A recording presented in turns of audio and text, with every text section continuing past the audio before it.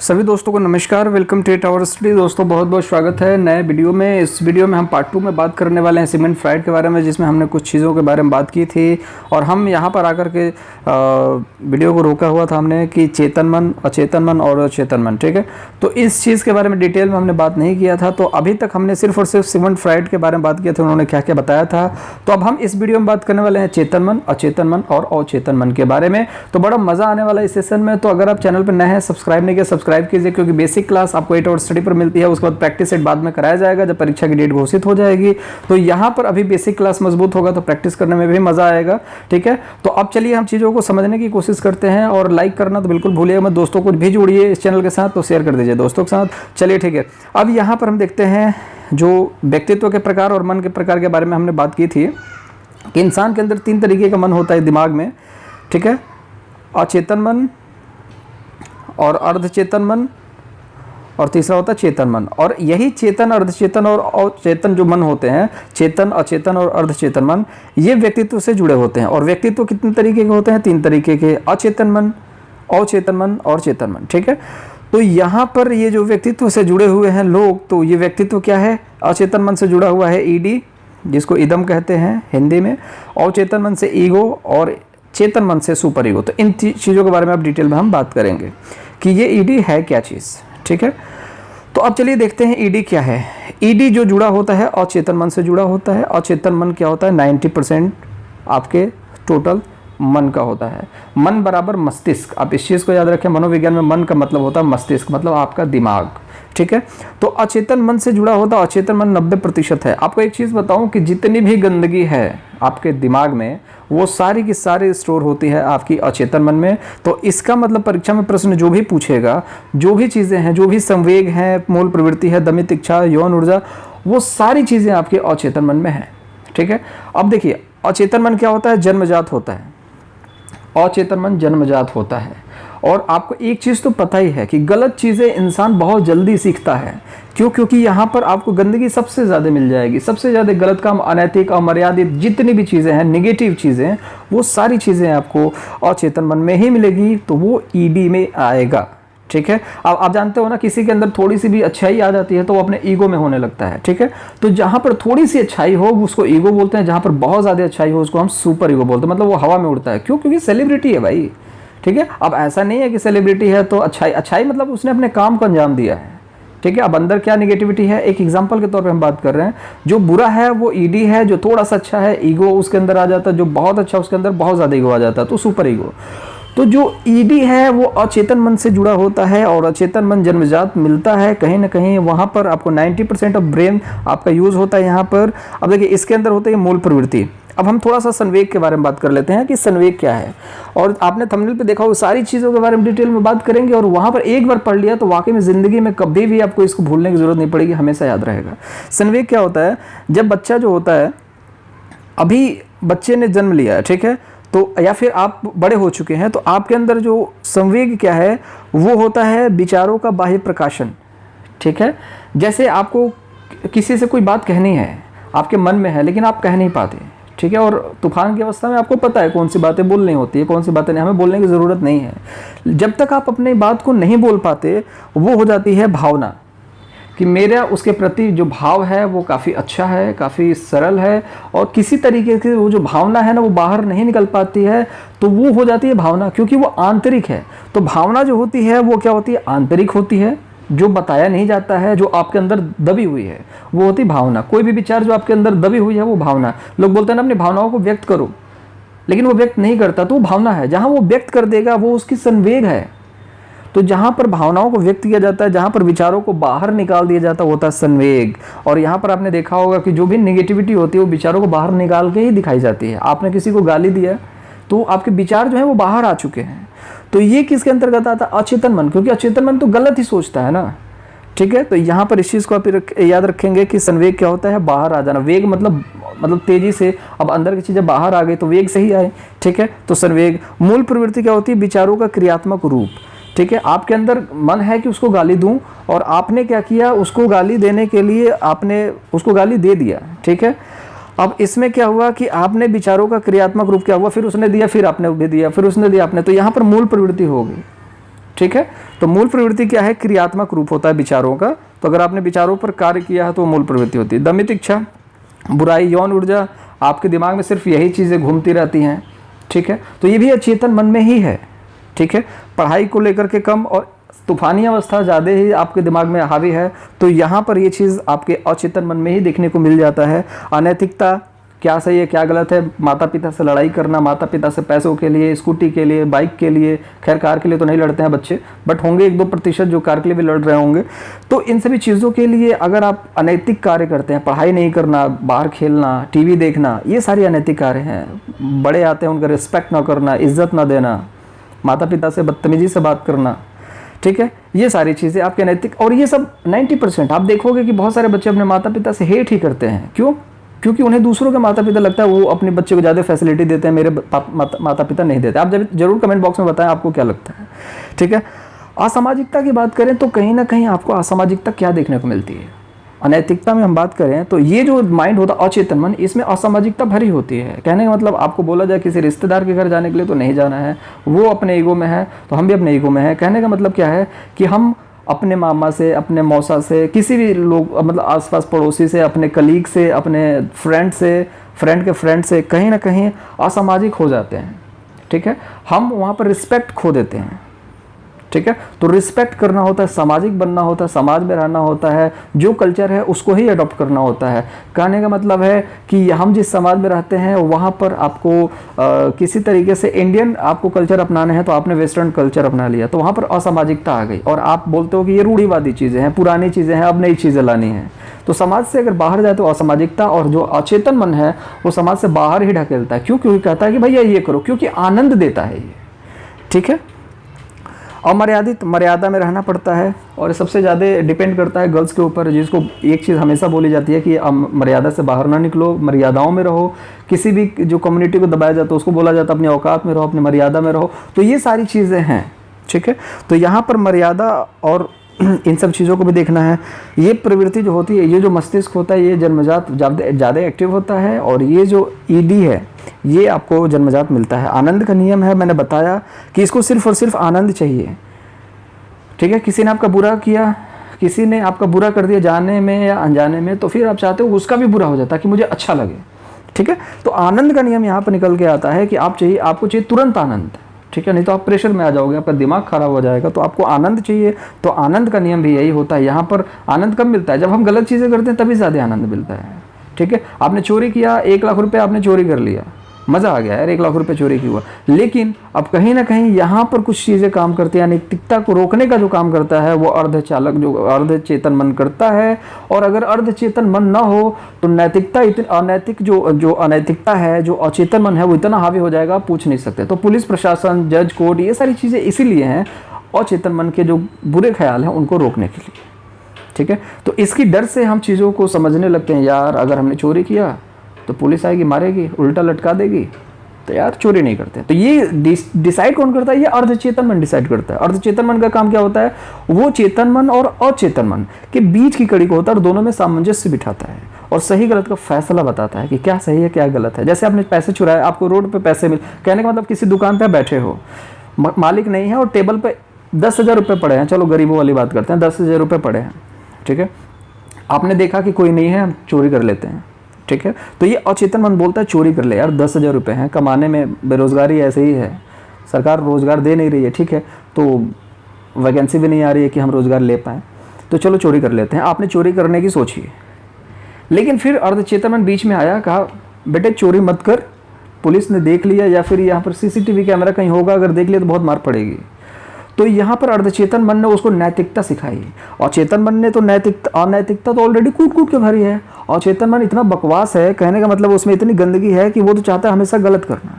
अर्धचेतन मन उसमें असामंजस्य बिठाता है और नैतिकता डालने की कोशिश करता है। अब उसने नैतिकता दिखाई कि CCTV कैमरा होगा, कोई देख लेगा, बहुत मार पड़ेगी। तो यहाँ पर अचेतन मन, जो अर्धचेतन मन है, वहाँ पर नैतिकता सिखाई, तो यहाँ पर सामंजस्य बैठ गया। अब वहाँ पर कौन सी चीज़ उस पर हावी है वो डिपेंड करता है। और नैतिकता कूट कूट के भरी है और उसका अर्धचेतन मन काम नहीं कर रहा तो चोरी करेगा। अगर उसके अंदर थोड़ी भी नैतिकता बची होगी तो कहीं ना कहीं वो सोचेगा चीज़ों को, और आपको पता ही है नैतिकता है, लोगों में आज भी नैतिकता है, ह्यूमैनिटी है, तो वो वहाँ पर चोरी नहीं करेगा, ठीक है। सुखवादी है, सुख चाहिए, विद्यार्थियों के लिए सबसे उत्तम होता है, क्योंकि सारी जो पढ़ाई होती है अनकॉन्शियस माइंड में होती है। अगर आपका यौन ऊर्जा और चोरी और मर्यादा और सामाजिक ये सारी चीज़ें दिमाग में अगर कम हावी है तो एजुकेशन आपके दिमाग में ज़्यादा होगा। तभी आपको देखने को मिलता है कि एक क्लास में 40 बच्चे हैं और 40 बच्चों में से 2-3 बच्चे ऐसे होते हैं जो काफ़ी टैलेंटेड होते हैं, उनके दिमाग में सिर्फ पढ़ाई होता है। बाकी कुछ बच्चे 2-3 बच्चे होते हैं जिसके दिमाग में कुछ उल्टा ही होता है, 17 साल वाली अवस्था होती है वो, ठीक है, वो सारी चीज़ें अभी तक भरी होती हैं। तो विद्यार्थियों के लिए उत्तम बताया जाता है अनकॉन्शियस माइंड, ठीक है, अचेतन मन, अनकॉन्शियस माइंड सबसे ज़्यादा बनाया जाता है, क्योंकि यहाँ पर सोचने की, विचार करने की, तर्क करने की जो क्षमता होती है काफ़ी ज़्यादा होती है, ठीक है, और सबसे बड़ा दिमाग है तो यहीं से सारी चीज़ें निकल के आएंगी, ये बात तो सच्चाई है। सृजनशील, क्रिएटिव होते हैं बच्चे यहाँ पर, तो यहाँ से ही क्रिएटिविटी निकल के आती है कि अगर भैया किसी भी चीज़ को करना है तो कुछ क्रिएटिव करना पड़ेगा, सबसे अलग करना पड़ेगा, तब जा करके लोग देखेंगे, तब जा करके लोग सुनेंगे, तब जाके वाहवाही होगी, तब जाके हम आगे बढ़ पाएंगे, ठीक है। तो सृजनशील होना पड़ेगा। अधिगमशील, यहाँ पर सीखने की जो क्षमता होती है ज़्यादा होती है। अगर आप सीखना चाहते हैं, अगर अर्ध चेतन मन जो है आपका, आपके दोनों चेतन और अचेतन में सामंजस्य बिठा देता है, तो यहाँ पर आप अधिगमशील होते हैं और अचेतन मन से बहुत सारी चीज़ें सीख सकते हैं। शैशवावस्था से जुड़ा होता है, जन्म के साथ ही जुड़ा होता है, ये चीज़ मैंने आपको बताया कि जन्म से ही जुड़ा होता है, तो कोई दिक्कत वाली बात नहीं है। जन्मजात होता है, आपको बता ही दिया कि आप ये जन्मजात होता है। कहीं गोली चल गई क्या? तो ठीक है, पटाखे फूटे हैं। तो जन्मजात होता है, अनुवांशिक ही होती है यहाँ पर, ठीक है। तो अनुवांशिक तौर पे जन्मजात ये सारी चीज़ें आपको मिल जाती है, अचेतन मन में अंदर ये सारी चीज़ें फिक्स होती हैं। अब बच्चों में प्रधानता होती है, सब बच्चों में ही सबसे ज़्यादा है, क्योंकि बच्चे जैसे जैसे बड़े होते हैं उनके अंदर नैतिकता का विकास होगा, ठीक है। तो कहीं ना कहीं जो इच्छाओं का भंडार है उनके अंदर बहुत ज़्यादा होता है, तो धीरे धीरे इच्छाओं का भंडार कम, जैसे बच्चों को खिलौने दो तो खिलौने से खेलेंगे, दूसरे दो दूसरे खिलौने से, तीसरा दो तीसरे, तो कहीं ना कहीं इच्छाओं का भंडार होता है। लेकिन बड़े होने के बाद उन इच्छाओं को कमी हो जाती है और कहीं ना कहीं वहाँ पर बहुत सारी चीज़ें बदल जाती हैं। तो बच्चों में सबसे ज़्यादा होता है अनैतिक, जो आपका, उनको पता नहीं होता है क्या करना, किसी भी चीज़ को मुंह में लगाने लगते हैं, ठीक है। तो यहाँ पर आपको देखने को मिलेगा कि बच्चों में प्रधानता होती है अचेतन मन की। दूसरी बात करें, थोड़ा सा वीडियो लंबा हो सकता है लेकिन चीज़ों को समझना बहुत बहुत शानदार वीडियो है, और इसके बाद आपको कभी भी ज़रूरत नहीं पड़ेगी किसी चीज़ को दोबारा से ईगो, सुपर ईगो पढ़ने की। तो ईडी मैंने बता दिया कि इसमें अनैतिकता, जितनी पेपर में अनैतिकता चीज़ें जितनी पूछ दी जाए वहाँ पर ईडी में आएगा। थोड़ा सा अगर अच्छा काम किया तो ईगो में आ जाएगा, और बहुत ज़्यादा अच्छा काम किया तो सुपर ईगो, ठीक है। तो सुपर ईगो में सुपर गंदगी नहीं समझनी है कि अनैतिकता, और मतलब जो भी चीज़ें हैं अचेतन मन मतलब अनैतिकता, आप इसे याद रखें। अचेतन मन अनैतिकता, और अनैतिकता मतलब कि ईडी, ठीक है। और बाकी की बात है जो चेतन मन है मतलब कि नैतिकता, तो यहाँ पर है सुपर ईगो। अगर आप नैतिक हैं तो आप सुपर ईगो में हैं, मतलब आप बहुत अच्छे हैं। तो अर्धचेतन मन होता है, इसके अंदर अर्धचेतन मन के अंदर जो व्यक्तित्व का प्रकार होता है वो होता है ईगो, अहम। इसमें वास्तविकता पर आधारित होती है, सही गलत का पहचान कराता है। चेतन मन का स्वामी होता है, कहने का मतलब नैतिकता को सिखाता है। तो ये अगर न हो अर्धचेतन मन तो नैतिकता और चेतन मन ये किसी काम के नहीं हैं, ठीक है। उचित अनुचित में तालमेल बिठाता है। आप जिस तरीके से समाज में पले बढ़े हो वहाँ पर आपको देखने को मिल जाएगा। अगर आप अच्छे समाज से हो जहाँ पर आपके अच्छे संस्कार मिलते हैं, अच्छे कर्म करने की सीख मिलती है, तो वहाँ पर कहीं ना कहीं अब अर्ध जो चेतन मन है वो आपको चेतन मन की तरफ प्रेरित करता है कि हाँ चोरी नहीं करनी चाहिए, ठीक है। और कहीं ना कहीं अगर आप उस समाज से बिलोंग करते हो जहाँ पर आपको चोरी सिखाई जाती है, गुंडागर्दी सिखाई जाती है, बदमाशी सिखाई जाती है, तो वो कहीं ना कहीं अर्धचेतन मन क्या करेगा, आपका अचेतन मन की तरफ झुकाव होगा और वहाँ पर अनुचित करने की सलाह देगा। तो अनुचित और अनुचित में तालमेल जो होता है, उचित अनुचित में तालमेल बिठाने कार्य करता है, और बिठ जाता है तो अच्छी बात है। बाल्यावस्था से जुड़ा होता है, कहने का मतलब 5 साल के बाद आपको देखने को मिल जाता है ये सारी चीज़ें सीखने की जो कैपेबिलिटी है ये यहाँ पर हो जाती है, यहाँ पर ही सही गलत का फैसला कर पाते हैं। कार्यपालक मन होता है, कहने का मतलब कौन सा कार्य करना है उस चीज़ में, अभी जो मैंने बताया कि अभी उसी चीज़ में परीक्षा में प्रश्न पूछा जाता है कार्यपालक मन कौन सा होता है, तो अर्धचेतन मन होता है। और ये दोनों के बीच में कार्य कौन सा करना है ये सामंजस्य बिठाता है। व्यक्ति का घनिष्ठ मित्र होता है, बिल्कुल ये आपका हमेशा साथ देता है। कहीं ना कहीं आपको किसी भी चीज़ को कहीं ना कहीं, जैसे कि सामने से आपकी ट्रक आ रही है, ठीक है, आपका अर्धचेतन मन तुरंत आपका एक्शन लेगा कि अब क्या करना चाहिए, ठीक है, भगना चाहिए, भगेंगे। अगर हम वहाँ से भगते हैं तो हम बच जाएंगे, नहीं भगेंगे तो हम मर जाएंगे। तो वहाँ पर अर्धचेतन मन व्यक्ति के साथ हमेशा देता है, ठीक है, क्योंकि वो सही गलत का पहचान कराता रहता है। अगली बात करें तो व्यक्ति को बचाने का कार्य करता है, जैसे मैंने आपको एग्जांपल दिया बचाने का कार्य करता है। अगर ये नहीं होगा तो अनैतिकता और नैतिकता में फ़र्क नहीं होगी, और जब दोनों फ़र्क नहीं होगी तो आप सही गलत समझ में ही नहीं आएगा, सही क्या है गलत क्या है, तो आप कैसे समाज में रह पाओगे और समाज के लोग आपको कैसे छोड़ पाएंगे। अगर आप गलत करते हो फिर बोलते हो मैं सही हूँ, लेकिन लोगों को लगता है कि आप गलत ही हो, और लोगों को भी गलत सही लगे सही गलत लगे, तो वहाँ पर अनैतिकता सबके अंदर आ जाएगी और नैतिकता आ जाएगी। तो दोनों फ़र्क करना सीखने के लिए आपको आपके अंदर अर्धचेतन मन होना चाहिए, ठीक है। तीसरी अगर हम बात करें तो सुपर ईगो की, तो यहाँ पर अच्छाई है, जहाँ पर भी अच्छाई देखिए super ego opposite of the ED, आपको अचेतन मन का सबसे अपोजिट होता है सुपर ईगो, कहने का मतलब है चेतन मन। नैतिकता होती है, नैतिक भंडार होता है, ठीक है। आदर्शवादी आपको बात करें तो आदर्शवादी होता है, आदर्शों पर चलता है। ईडी अहम पर नियंत्रण करता है, कहने का मतलब ये दोनों पर नियंत्रण होता है इसका, ठीक है। तो ईडी पर और ईगो दोनों पर नियंत्रण होता है। किशोरावस्था से जुड़ा होता है, कहने का मतलब 14 साल की 12 साल की उम्र के बाद आपको देखने को मिल जाता है कि 12 साल के बाद आपके अंदर ये चीज़ें डेवलप हो जाती हैं कि आप नैतिकता पे, क्यों कहने का मतलब छोटे बच्चे होते हैं, छोटे बच्चे थोड़े से बड़े होते हैं, 5-6 साल के होते हैं, तो उनके अंदर अलग व्यवहार होता है। लेकिन जहाँ 12-13 साल के होना स्टार्ट होता है तो उनके अंदर अलग बिहेवियर आता है। कोई आता है घर में तो वहाँ पर वो अलग तरीके से ट्रीट देते हैं, अलग तरीके से उनसे बातें करते हैं, ठीक है। तो ये सारी चीज़ें होती हैं और ये 10% होता है, ठीक है। तो आपको पता ही है अच्छाई बहुत कम बची है, तो नैतिकता बहुत कम बची है, तो नैतिकता 10%, नैतिक मतलब चेतन मन, ठीक है। जहाँ पर अचेतन है वहाँ पे अनैतिकता है, जहाँ पर चेतन मन है वहाँ पर नैतिकता है, ठीक है। अचेतन अनैतिकता, चेतन मन नैतिकता। तो अनैतिकता अचेतन मन, नैतिकता चेतन मन, आप इस तरीके से याद रखें। अब सिगमंड फ्राइड के कुछ किताबों के बारे में बात करें, अगर कोई भी डाउट हो तो नीचे कमेंट बॉक्स में ज़रूर पूछें। और टेलीग्राम का लिंक यहाँ पर दिया हुआ है, आप टेलीग्राम पर जाएं और टेलीग्राम पर जा करके, जैसे डिस्क्रिप्शन बॉक्स में लिंक है, या फिर आप सर्च कर सकते हैं 8 आवर स्टडी, आपको मिल जाएगा। आप वहां पर जाएं और वहाँ पर ज्वाइन कर लें, क्योंकि वहाँ पर बेसिक क्लासेस आपको मिलती रहेंगी हमेशा, और प्रैक्टिस सेट भी मिलेगा, जिससे आप सीटेट यूपीटेट जिस भी टेट की तैयारी कर रहे हैं वहाँ पर ये सारी चीज़ें पूछी जाती है और आप अच्छा कर पाएंगे। सिगमंड फ्राइड की किताबों की बात करें तो स्वप्न विश्लेषण, ईडी, ईगो और अचेतन मन परीक्षा पूछती है। किताबों का नाम याद कर लेंगे आप। उन्होंने 3 विधियाँ बताई थी जो उन्होंने अचेतन मन पर ज़्यादा बल दिया था। तो परीक्षा में ये भी पूछा जाता किस पर ज़्यादा बल दिया था। सिर्फ ऊपर से पढ़ने से कुछ भी नहीं होगा, थोड़ी सी बेसिक जानकारी होनी चाहिए। अचेतन मन उन्होंने अनैतिकता पर ही ज़्यादा बल दिया कि ये क्या चीज़ें होती हैं, जब बल दिया, और उन्होंने 3 विधियां बताई। पहला प्रक्षेपण विधि, प्रक्षेपण विधि में क्या होता है अभी बात करते हैं। दूसरा है मुक्त साहचर्य विधि, और तीसरी अगर हम बात करें तो स्वप्न विधि की बात होती है यहाँ पर, ठीक है। तो यहाँ पर जैसे प्रक्षेपण विधि की बात करें तो आपसे जैसे कि इनडायरेक्टली किसी चीज़ को निकलवाना, ठीक है। जैसे आपने चोरी की, आप पुलिस थाने में गए, ठीक है, तो आपसे पूछा जा रहा है, आपने कुछ नहीं बताया, फिर पुलिस वाले ने किसी दूसरे व्यक्ति को, अपने पुलिस वाले को ही चोर बना करके भेजा और चोर से बोला कि यार तूने क्या चोरी की, ठीक है। तो उसने कुछ नहीं बोला, उसने बोला मैंने तो भाई चोरी की यहाँ, और वो एक चोर बना। पुलिस वाले ने एक चोर की तरीके से बात की, तो चोर ने भी एक मित्रता दिखाते हुए उसने भी अपने सारे कबूल कर लिए कि हाँ मैंने भी यहाँ चोरी की, और उसे पता भी नहीं चला कि ये पुलिस वाला है। तो कहीं ना कहीं अप्रत्यक्ष रूप से पता करना ही आपका प्रक्षेपण विधि होता है, और ये बहुत ज़्यादा काम आती है, ठीक है। किसी भी बात को निकलवाने के लिए अप्रत्यक्ष रूप से इनडायरेक्टली आप यहाँ पर इस चीज़ को देख सकते हैं। मुक्त साहचर्य विधि की अगर हम बात करें तो मुक्त साहचर्य विधि में ये होता है कि आप जितनी मर्जी चाहें आप बात कर सकते हैं, इसमें कोई दिक्कत नहीं, खुल करके आप बात कर सकते हैं, अपनी बातों को रख सकते हैं। ये मुक्त साहचर्य विधि में ये भी चेतन मन के द्वारा ही आती है, आप जितनी मर्जी चाहें बोल सकते हैं, अपने विचारों को व्यक्त कर सकते हैं। स्वप्न विश्लेषण विधि, जो हम सोचते हैं, जो हमारे मन में होता है, चेतन मन में होता है, वो सारी चीज़ें हमें देखने को मिलती है। कहने का मतलब अगर आपने भूत के बारे में सोचा, भूत की मूवी देखी, तो रात को आपको भूत के सपने आएंगे। अगर आपने पुलिस को देखा कि आपने चोरी की और आपके पीछे पुलिस पड़ गई है, तो आपको सपने में यही आएगा कि पुलिस आपको पकड़ के ले जा रही है, ठीक है। तो ये सारी चीज़ें हैं। नई जगहों पर जाओगे तो नई जगहों के सपने आएंगे, ठीक है। तो उल्टी सीधी चीज़ें सोचोगे तो उल्टी चीज़ें सीधी चीज़ें हैं वही आपके दिमाग में आएंगी। तो ये सारी चीज़ें हैं। तो आई होप आपको चीज़ें समझ में आ गई होंगी। आज की वीडियो में सिर्फ इतना ही था, और इनको सिगमंड फ्राइड के जो कुछ समर्थक थे उनके बारे में बात कर लेते हैं। एडलर और कार्ल जुंग भी कभी कभी कहते हैं जुंग, ठीक है। तो इन्होंने, कार्ल जुंग ने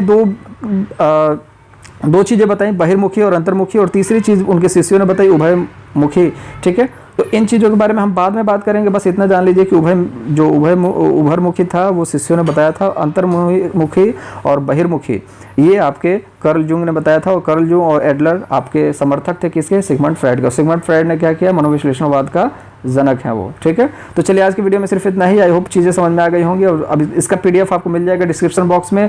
टेलीग्राम है, टेलीग्राम के अंदर इसका पीडीएफ को प्रोवाइड कराया जाएगा। तो पीडीएफ जरूर ज्वाइन, जो टेलीग्राम है जरूर ज्वाइन करें, क्योंकि आपको हर एक वीडियो का पीडीएफ वहाँ पर मिल जाता है, अवेलेबल हो जाता है, और आपकी जो तैयारी हो वो थोड़ी सी मजबूत हो जाती है। चलिए मुलाकात अगली वीडियो में करेंगे। अपना बहुत ज़्यादा ख्याल रखें, सब्सक्राइब करते हुए जाइएगा, शेयर कीजिएगा, शेयर करने के बाद लाइक जरूर कीजिएगा। Thank you for watching.